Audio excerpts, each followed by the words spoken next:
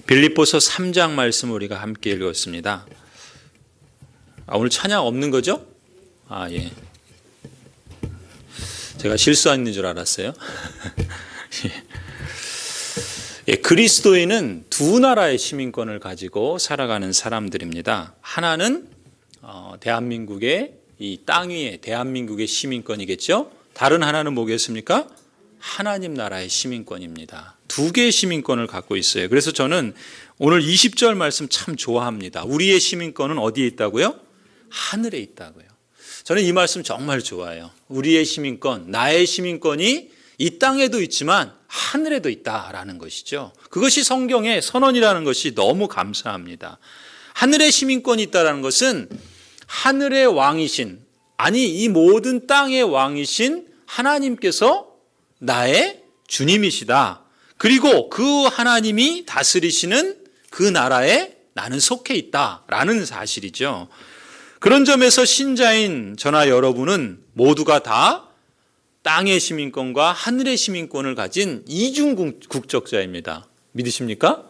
이중 국적자예요, 여러분들은 다.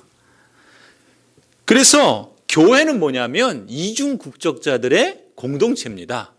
특별히 하늘의 시민권을 가지고 있는 하나님의 백성의 공동체, 그게 바로 교회예요. 그런데 사도 바울께서 지금 이 빌립보서에서 이 시민권이라는 말을 말하는 맥락을 가만히 보면 특별한 의미가 있다는 거예요. 이 빌립보 교회가 세워진 게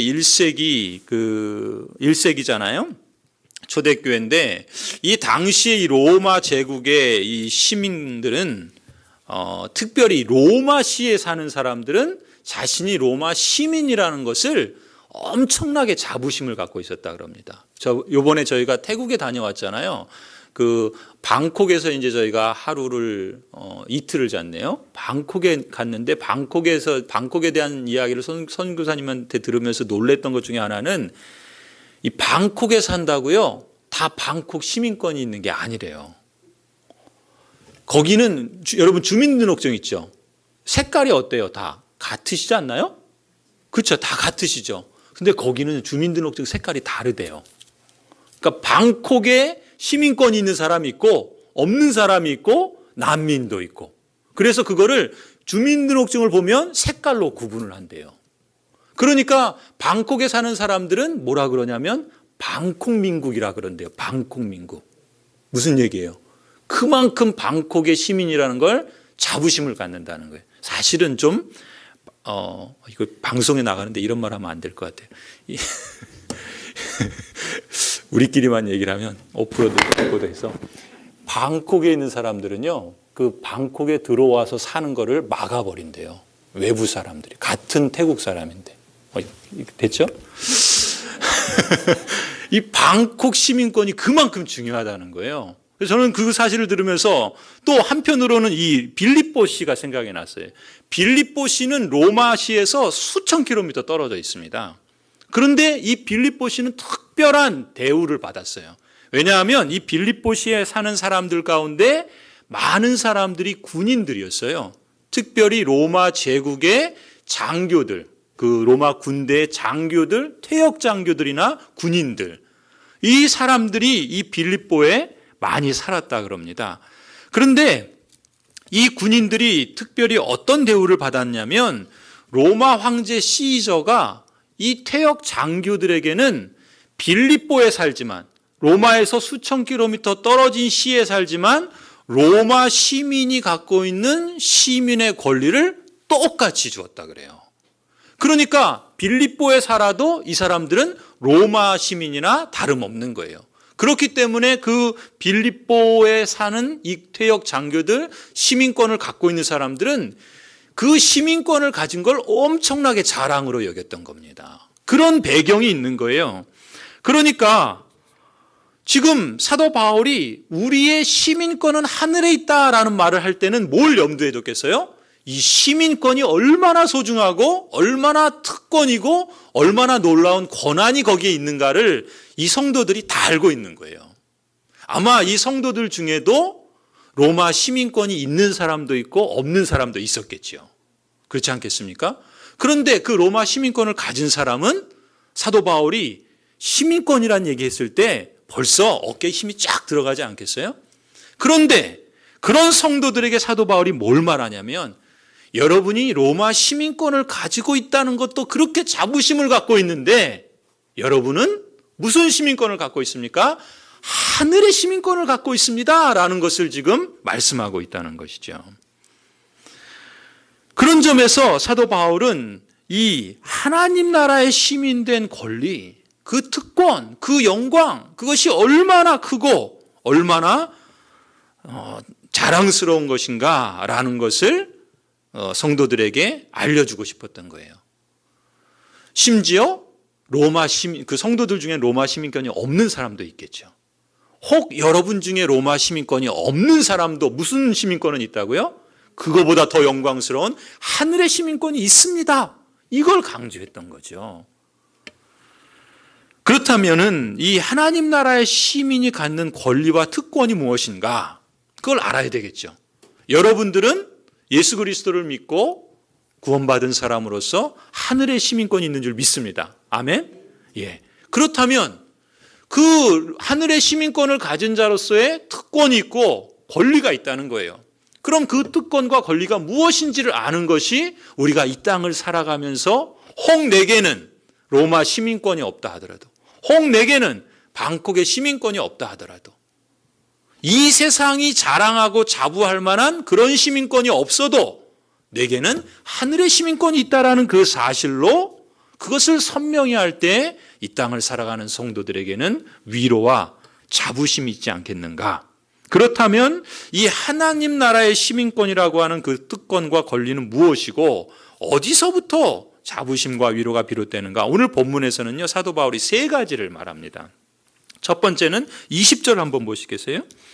3장 20절을 보시면, 자, 그러나 우리의 시민권은 하늘에 있는지라 거기로부터 구원하는 자 곧 주 예수 그리스도를 어떻게 한다고요? 기다린다. 하나님 나라의 시민권, 이 하나님 나라의 시민권을 가진 사람은요, 예수 그리스도의 뭐를 기다린다고요? 재림을 기다립니다. 정말 하나님 나라의 시민권을 갖고 있는 사람은 진정으로 재림을 기다려요. 이게 그리스도인이 갖고 있는 그 권리이고 특권이면서 그리고 그리스도인의 특징이라는 겁니다. 자, 이렇게 한번 이해해 보세요. 그리스도의 재림이라는 말을 할 때 여러분은 어떤 생각을 하십니까? 그리스도의 재림이 갖고 있는 중요성은 뭘까요? 그리스도의 재림이라고 하는 말은 여러 가지 의미가 있겠지만 오늘 저는 이 점을 강조하고 싶어요. 역사는 끝이 있다라는 것이 재림이 말해주는 중요한 메시지입니다. 이 역사는 지금 우리가 2019년, 2020년, 2020 몇 년 이렇게 계속 역사가 가잖아요. 그런데 이 역사가 언제까지 갑니까? 그렇죠. 세상 끝날까지 가요. 근데 그게 언제인지 몰라요. 2021년이 될 수도 있고 2200년이 될 수도 있고 우리는 몰라요. 그런데 성경은 뭘 말해요? 그리스도의 재림의 때가 있다는 거예요. 그럼 그리스도의 재림이 갖고 있는 중요성은 뭐냐면 이 역사가 달력이 끝날 때가 있다는 겁니다. 매년 우리가 교회에서 달력을 주지만 매년 받을 수 있는 게 아니라는 거예요. 언젠가는 못 받을 때가 있다는 거예요. 그렇다면 이 역사가 분명 끝날 때가 있다는 말은 조금 더 우리의 피부로 와닿는 말이 뭡니까? 누구에게 이 역사의 끝은 심판입니다. 누구에게 이 역사의 끝은 구원이죠.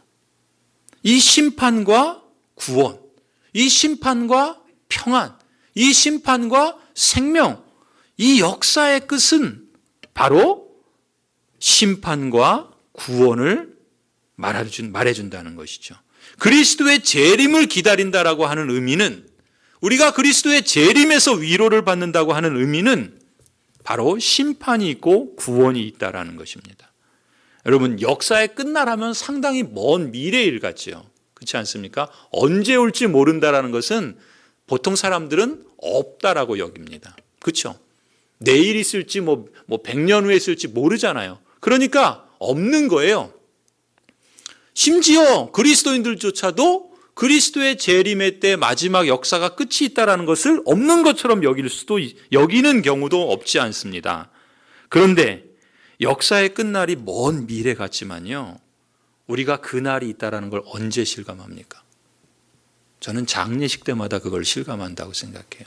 역사의 끝이 있다는 것을 우리는 장례식장에 참여할 때마다 실감합니다. 장례식은 늘 무겁습니다. 그리고 우리 마음을 힘들게 합니다.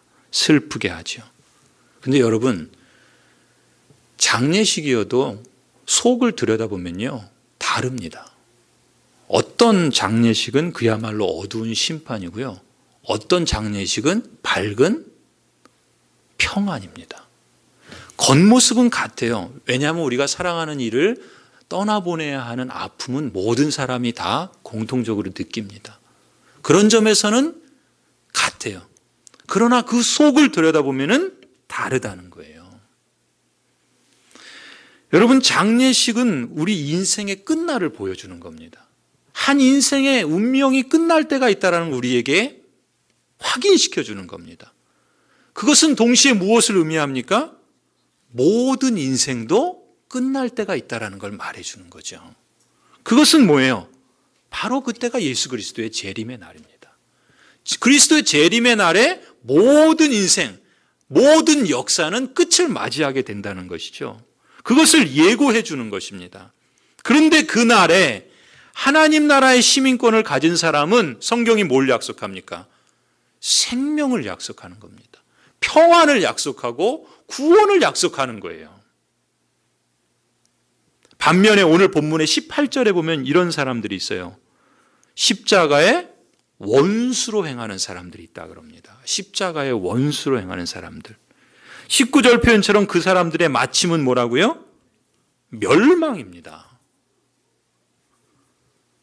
십자가의 원수로 행하는 자의 마지막은 멸망이에요.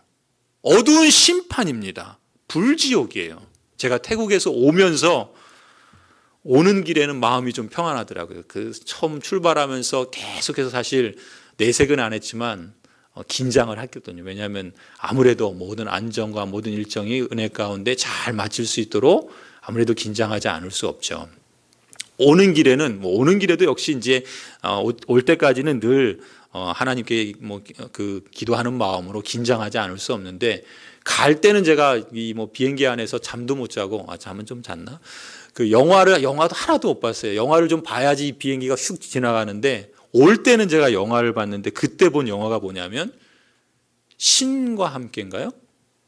그 있잖아요. 우리 아무튼 그 영화를 2편을 봤어요. 그러니까 거기에 나오는 게 뭐예요? 불교에서도 불지옥이 있지 않습니까? 이렇게 심판이 막 이렇게 있잖아요. 말하자면 그런 거예요. 아무튼 그런데 보통 사람들은 어떻게 생각하냐면요, 심판이 눈에 안 보입니다. 그렇죠? 심판이 눈에 안 보이니까 지금 사람들은 십자가의 원수로 행하는 것을 자랑하듯 떠벌리며 삽니다. 어떻게 해서든지 자기 배 불리는 것을 최고의 가치로 여기며 신처럼 떠받듭니다. 오늘 본문이 그 얘기예요. 거기 뭐라 그럽니까? 19절에 그들의 마침은 멸망이요 그들의 신은 배요. 배가 그들의 신입니다. 그리고 영광은 그들의 부끄러움에 있고 땅의 일을 생각하는 자라. 십자가의 원수로 행하는 자들은 어떤 모습입니까? 심판이 안중에 없는 거예요. 안 보이니까. 그러면서 그 원수로 행하는 것을 자랑하듯 떠버리는 겁니다. 자기 배불리는 것을 최고의 가치로 여기면서 그걸 신처럼 떠받드는 겁니다. 그걸 인생의 목적으로 삼아서 자랑처럼 여기는 겁니다. 땅의 일만 생각하는 거죠. 남보다 더 많이 벌고 더 편하게 살고 더 즐기며 사는 것을 인생의 최고의 영광이라고 여기면서 살아갑니다. 그런데 실상 그것이 자기 수하에 두고 노예처럼 부리려고 하는 사탄의 종으로 사는 것을 모르는 거예요. 하나님의 형상으로 지음받은 모든 인간이 그 형상대로 사는 것이 영광인데, 거짓의 아비인 사단에 속아서 갑질하는 것을 능력이라고 여깁니다. 자랑하는 것을 영광이라고 믿어요. 같은 땅에 살면서 고통하는 이들에겐 안중에도 없이 자기 힘을 불리려고 거짓을 유포합니다. 자기 욕심을 채우려고 더러운 욕망에 사로잡혀서 없는 것마저 빼앗으려고 권력을 사용합니다. 부끄러운 줄을 모릅니다. 방자에 행하는 거예요. 그런데 뭐가 있다고요? 심판이 있다는 겁니다. 하나님 나라의 시민권을 가진 사람은 이 세상의 역사가 끝날 때를 기다립니다. 우리가 다 사실 그 심판의 대상인데 하나님은 긍휼히 여길 자를 긍휼히 여기신 거죠.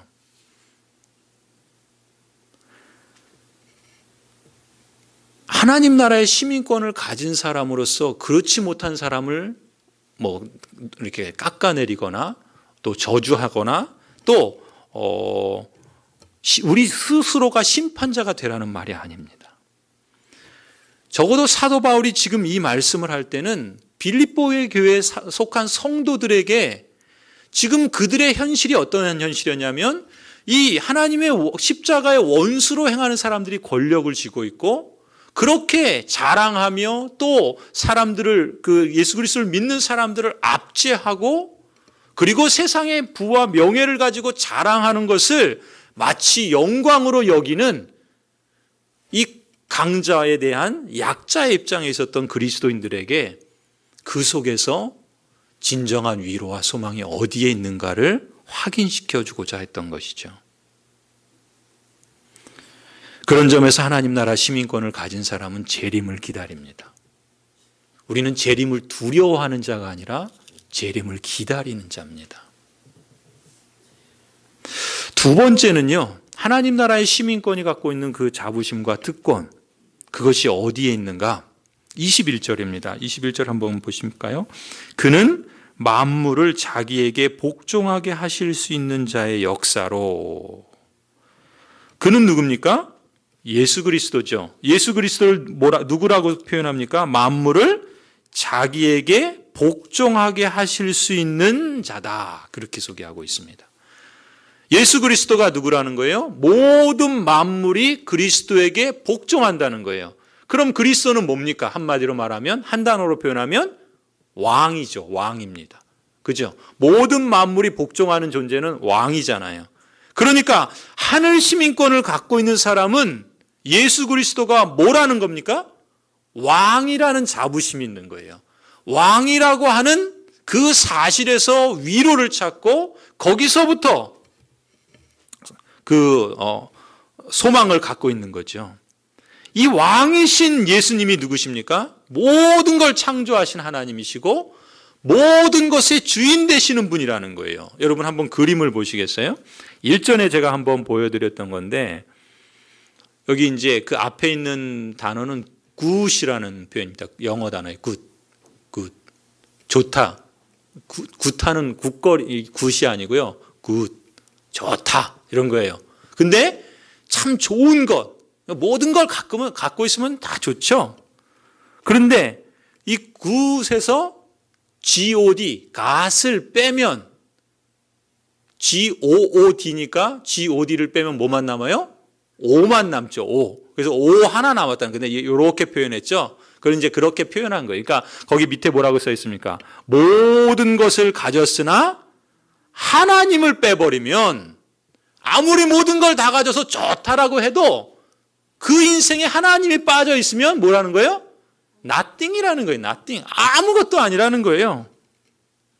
그러니까 everything에서 모든 걸 다 가져서 하나님 빼면 아무 소용없는 거예요.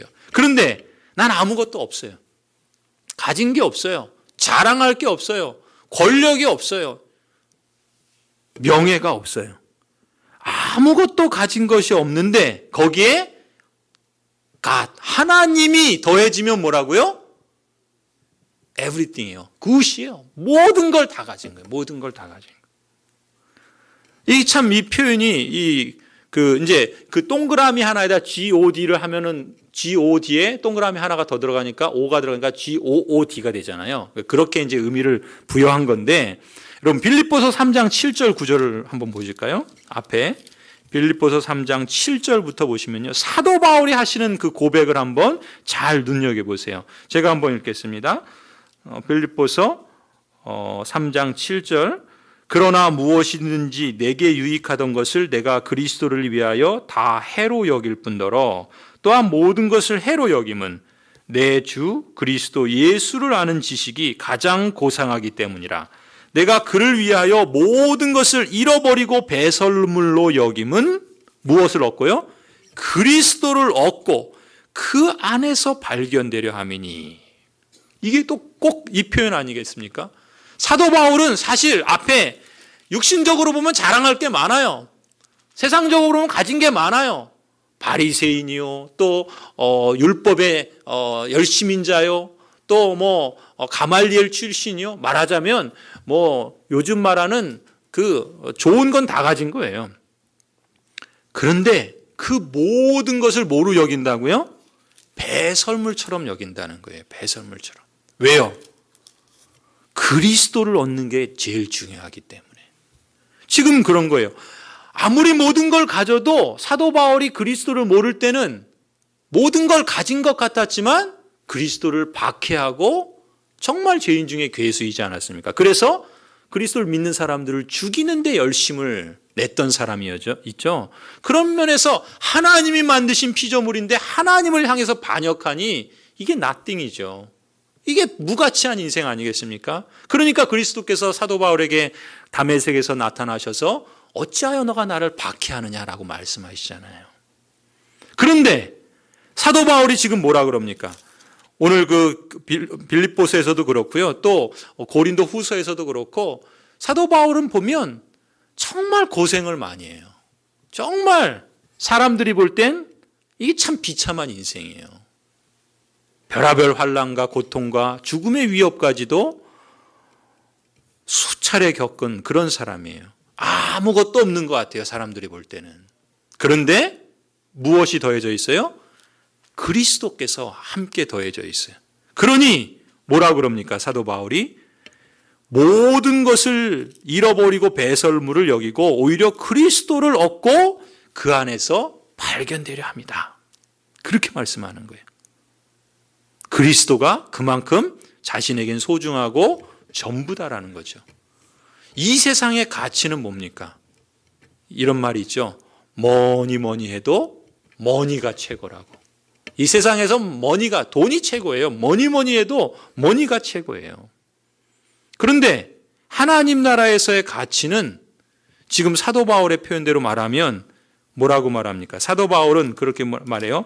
13절에 보면은 이렇게 표현합니다. 13절 보시면 13절에 뭐라 그럽니까? 형제들아, 나는 아직 내가 잡은 줄로 여기지 아니하고 오직 한 일, 즉 뒤에 있는 것은 잊어버리고 앞에 있는 것을 잡으려고 표대를 향하여, 표대가 뭐예요? 그리스도 예수 안에서 하나님이 위에서 부르신 부름의 상을 위해서 달려간다. 하나님께서 예배하신 상을 받기 위해서 달려가는 거예요. 그러니까 사도 바울에게 있어서는 그 이전에 갖고 있던 그 모든 것들은 아무것도 아닌 거예요. 배설물과 같은 거예요. 왜요? 그것을 비교해 볼 때 그리스도를 발견하는 것, 그리고 그리스도께서 그리스도를 통해서 하나님께서 주실 그 상, 그리스도의 부름을 따라서 살아갈 때 하나님이 베풀어 주실 그 명예, 그 영광, 그걸 생각하면 이 세상에 있는 건 아무것도 아니라는 거예요. 배설물과 같다라는 거예요. 하나님 나라의 최고의 가치가 무엇인가를 사도 바울은 이렇게 표현하고 있습니다. 그런 점에서 하나님 나라의 시민권을 가진 사람은, 여러분, 이 세상에 돈이 필요 없다, 건강이 필요 없다라는 것이 아닙니다. 그걸 최고의 가치로 인생의 목적으로 삼지 않는다는 거예요. 거기에 사로잡혀서 정작 더 중요한 가치를 놓치고 살지 않는다라는 겁니다. 하나님 나라의 시민권을 가진 사람은 예수 그리스도, 그 모든 것이 되시는, 모든 것의 왕이 되시는 그리스도, 그분이 나의 왕이다라고 하는, 그래서 내가 그리스도에게 속해 있다라고 하는 자부심과 그 사실로부터 위로를 받고 거기에 소망을 둔다는 것이죠. 그것이 하나님 나라의 시민권이 갖고 있는 두 번째 특권입니다. 세 번째 21절 나머지 부분을 보시면요. 21절 뒷부분에 이렇게 말하죠. 우리의 낮은 몸을 자기 영광의 몸의 형체와 같이 변하게 하시리라. 누가? 그리스도께서. 예수 그리스도께서 우리의 낮은 몸, 이건 썩을 몸이라는 거예요. 우리의 몸은 썩게 돼 있습니다. 그 썩을 몸을 무엇으로요? 예수 그리스도께서 입으셨던 그 부활 후에 입으셨던 영광의 몸, 우리는 그 모습이 어떤 건지 모릅니다. 그런데 그 예수 그리스도께서 입으셨던 영광의 몸이라고 한다면 그것은 썩지 아니하고 우리가 표현할 수 없는 놀라운 영생하는 완전한 몸이지 않겠습니까? 부활의 몸입니다. 그런데 그것을 그리스도만 그렇게 부활의 몸을 입으신 것이 아니라 우리의 낮은 몸을, 우리의 이 흙으로 지어진 이 연약한 몸을 예수 그리스도께서 입으신 그 부활의 몸, 그 영광의 몸, 그거와 같이 변하게 하실 것이다 라고 말씀하시는 거예요. 이것이 하나님 나라의 시민권을 갖고 있는 사람에게 있는 특권이고 권리이고 그 사실로부터 자부심을 갖는다는 거죠. 거기서 소망을 얻는다는 거예요. 여러분, 우리는 이 땅에서 여전히 우리는 썩을 몸을 입고 살아갑니다. 우리의 몸은 흙으로 돌아갑니다. 그래서 그리스도인들조차도요, 그리스도의 원수로 사는 사람과 볼 때 겉으로 볼 땐 별반 차이 없습니다. 예수님을 믿는 사람도 흙으로 돌아가고요, 예수님을 믿지 않는 사람도 흙으로 돌아갑니다. 그래서 신자나 불신자나 임종을 맞이하는 것 같습니다. 좀 평안하게 가고 그렇지 않고 가지고 이 사람은 천국 같다, 그렇지 않다, 사실 구분하기 어렵습니다. 물론 우리가 이제 평안하게 가면은 이제 그것이 이제 우리에게는 그런 마음의 위로가 되지요. 그러나 그것보다 더 중요한 것이 뭡니까? 그분이 하나님의 그리스도에게 속해 있다라고 하는 그 신앙이 중요한 겁니다. 왜냐하면 우리가 육신이 연약하고 큰 고통 가운데 있으면요, 마지막에 인생 여정이 어떻게 될지 우리는 알 수 없습니다. 그래서 사실 평안하게 가시는 것이 가장 복된 거다라고 말을 하시는 이유가 그거죠. 그러나 그것보다 그 외적인 모습을 가지고 우리는 판단하기 어렵습니다. 중요한 것은 뭐예요? 그리스도께 내가 속해 있는가? 그게 중요해요. 그리스도께 속해 있는 사람, 하나님 나라의 시민권을 갖고 있는 사람에게는 어떻게 하신다고요? 그 연약한 몸, 그 병으로 고통하는 몸, 그래서 흙으로 돌아갈 수밖에 없는 그 연약한 몸을 그리스도께서 그 영광스러운 당신께서 입으셨던 그 부활의 몸으로 변화시킬 때가 있다는 것입니다. 이게 성경의 약속이고 우리는 그것을 믿고 그 약속하신 하나님을 신뢰하죠. 거기서부터 소망을 갖는 것입니다. 겉으로 볼 때는 차이가 없어 보이기 때문에 이 세상에서는 믿지 않는 사람들이 믿는 사람들을 우습게 여길지는 모르지만 신실하신 언약의 하나님은 선명하게 약속하시죠. 하나님 나라의 시민권을 가진 사람은 영광의 몸을 입고 부활한다는 것입니다. 여러분, 우리의 영혼이 그냥 영혼으로 존재하지 않고 그리스도의 재림의 날에 몸을 입고 다시 부활한다는 거예요. 그것이 성경의 약속인 것입니다.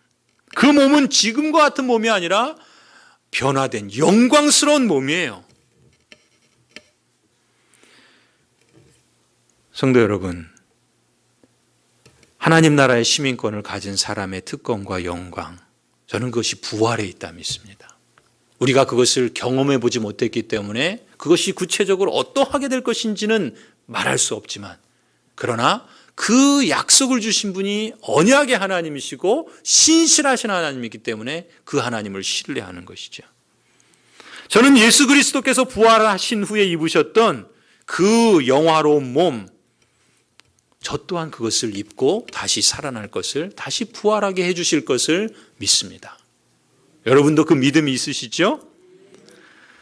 우리를 부활하게 하실 뿐만 아니라 그리스도께서 우리를 하나님께서 다스리는 그 나라에서 생명과 평안과 안식과 참된 샬롬 가운데 그 정의로운 나라에서, 이 불의가 가득한 세상이 아니라 정의로운 나라에서 하나님을 예배하면서 영원토록 찬송과 기쁨과 감사 속에 우리를 살게 할 줄로 믿습니다.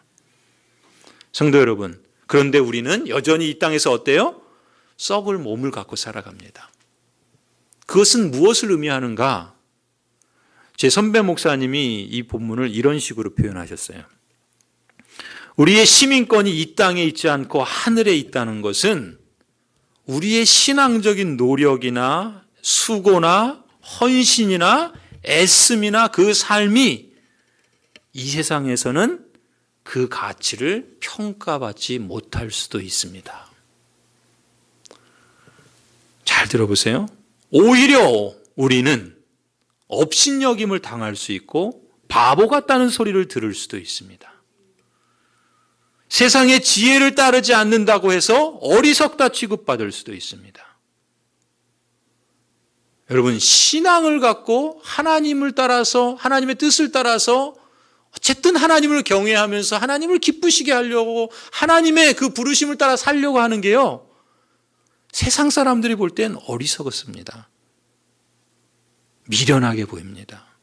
때로는 업수입여김을 당합니다. 왜 그렇게 사냐고. 바보 같다고.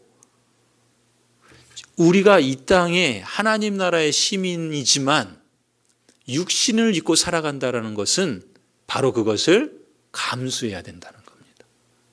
우리가 이 땅에 살아가면서 그리스도인으로서 하나님의 뜻을 내가 잘 충성하고 순종하며 살 때 하나님 우리에게 은혜를 주시고 우리를 평안하게 하시고 우리에게 복을 주세요. 그러나 때로는 이 땅에 살면서 우리가 고통을 당하기도 하고 사람들로부터 멸시를 받기도 하고 조롱을 당할 수도 있고 정당한 그 평가를 받지 못할 수도 있다는 것을 감수하는 것이 바로 우리가 육신을 입고 이 땅을 살아가야 하는 신앙의 모습이다라는 것입니다. 반갑지는 않지만, 그것을 환영할 만하지는 않지만 사실 그리스도께서도 사실 그 길을 가셨죠. 저나 여러분의 생애에서 우리의 신앙적인 삶이 때로는 정당한 평가를 받지 못할 수 있다라는 것을 받아들여야 된다라는 것입니다. 단적으로 세상은요, 우리를 알아주지 않을 수도 있습니다. 심지어 우리가 이 지상에서 교회 공동체를 이루어가면서 그리스도를 섬길 때에도 알아주지 않을 수도 있습니다. 여러분, 예수님께서 십자가의 길을 갈 때 제자들이 다 알아줬나요? 오히려 배신하고 도망치지 않았습니까? 그것을 우리가 당할 수도 있다는 거예요. 우리가 경험할 수도 있다는 겁니다. 우리에 대한 평가는 어디에 있다고요? 그래서 소망이 있는 겁니다. 하나님 나라의 시민권을 갖고 있다는 것이 왜 소망이 있는가? 그런 평가를 이 세상에서 우리가 받더라도 정당한 평가나 정당한 그러한 대접을 받지 못한다 하더라도 우리의 그 비천한 몸을 그리스도께서 다시 오실 때 당신께서 입으셨던 그 영광스러운 몸으로 변화시키신다는 겁니다. 하나님은 결코 그 점에서 예외가 없다는 거예요.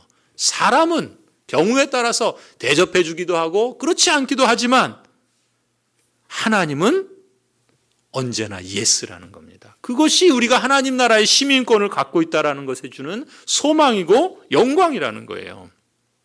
성도 여러분, 우리가 이 사실을 기억하십시다. 오늘 이 수요일 저녁 피곤한 몸을 가지고 주 앞에 나오면서 우리가 어디서 위로를 갖고 어디서 소망을 발견할 수 있겠습니까? 하나님의 약속밖에는 없지 않습니까? 하나님의 그 말씀밖에 없지 않습니까? 어떤 말씀이요? 우리의 시민권은 하늘에 있다라는 겁니다. 그리스도께서 우리를 다시 부활하게 하셔서 영광의 몸을 입게 하신다는 겁니다. 그리스도께서 이 땅에 모든 것을 소유하셔서 왕이 되시고 내가 그리스도의 소유가 됐다는 것입니다. 그리고 그리스도께서 다시 오셔서 이 땅을 심판하실 때가 있다는 것입니다. 그 심판이 우리에게는 두려움이 아니라 그것이 우리를 참된 평안과 안식으로, 그리고 이 세상의 악과 불의를 깨뜨리시고 온전히 평화가 있는, 온전히 기쁨이 있는 그러한 나라를 이루어 가시고 완성하시는 날이라는 것이죠. 성도 여러분, 하나님 나라의 시민권은 폼으로 갖고 있는 게 아닙니다. 우리는 그 삶을 이 세상에서 실제 현재적으로 경험해 나갈 수 있다는 것입니다. 그래서 사도 바울은요, 오늘 본문에서 우리의 시민권은 하늘에 있을 것이다 이렇게 표현하지 않아요. 뭐라 그럽니까? 우리의 시민권은 하늘에 있다. 있다. 그건 뭡니까? 지금 있다는 거예요. 앞으로 미래에 있을 것이다 이렇게 말하지 않습니다. 왜 그래요? 하나님의 약속은 그것이 너무나도 확실하기 때문에 미래적인 것이지만 현재적이다라는 것입니다. 더 나아가서는 미래에 100% 확실하고 또 선명하게 이루어질 것이지만 그 약속은 이 땅에서도 경험된다라는 것입니다. 그것이 우리가 하늘에 시민권을 둔 그리스도인이 갖는 위로고 소망이고, 거기서 우리는 참된 자부심을 갖는 것이죠. 교만하자는 것이 아닙니다. 우리의 소망을 그리스도께 두자라는 것이죠. 성도 여러분, 우리의 시민권은 하늘에 있습니다. 우리는 영광스러운 하나님 나라의 당당한 시민입니다. 이 세상에 다시 오실 예수 그리스도께서 나의 구원자이시라는 사실에 대해 자부심을 가지십시오. 이 세상의 모든 만물의 왕이신 그리스도께서 나의 주님이요 내가 그분께 속해 있다는 것을 영광으로 기억하십시다.